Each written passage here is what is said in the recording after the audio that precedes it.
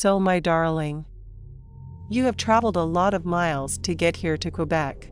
But, before you got here, there was something that indicated to you where you would live one day. There were little indications. Yes. Important indications that you don't necessarily see in life. This one is strong. I was with my parents and the mother of my children. We were in France, in a bookstore.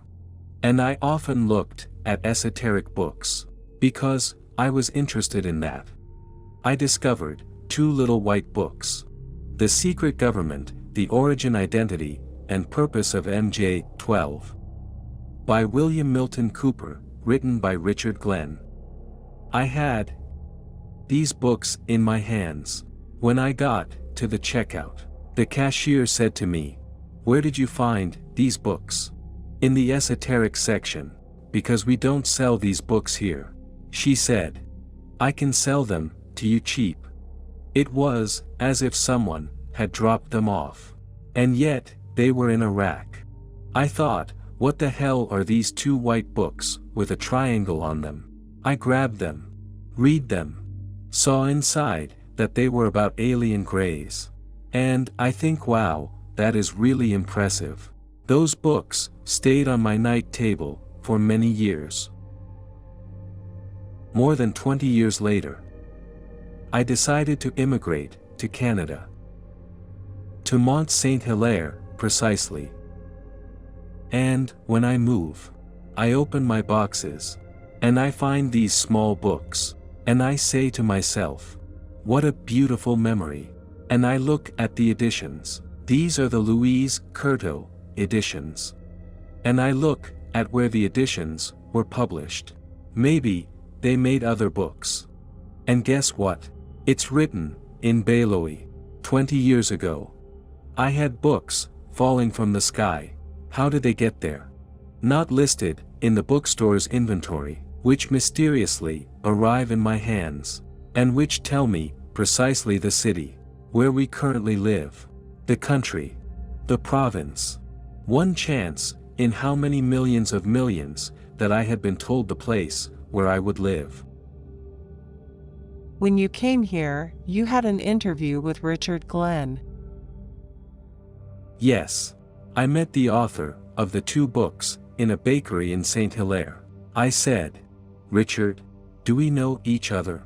Your books brought me here." He said, "How come?" I explained to him, and he told me to come to his show to tell him about it. He was shocked. And these books mysteriously appear in someone else's life. It marked me when I read. I was shocked. In the book of David, David speaks of these same books. Yes, without revealing the story, you will read David's book. It's amazing. David Rousseau, that I salute, my brother. The common point we have is a common point. There are many common points. But this one is the best of the best. It's really particular. I don't know if among the people who are listening to the video right now, you have already found these 2 same books there by chance, but it's particular the history of his books. How he got them too, and how I got them, is something crazy. In one of the videos, you talked about the time you went to the supermarket with your mother, and that you were tired, and that you charged yourself with electricity in the supermarket. So, you have a particular link with electricity. And we know that many people who have extraterrestrial contacts often have particular links with electricity. You have some too. I tell you, my friends, you must not make Jean-Charles angry, because you will no longer have a coffee maker or a hairdryer. Can you tell us in detail?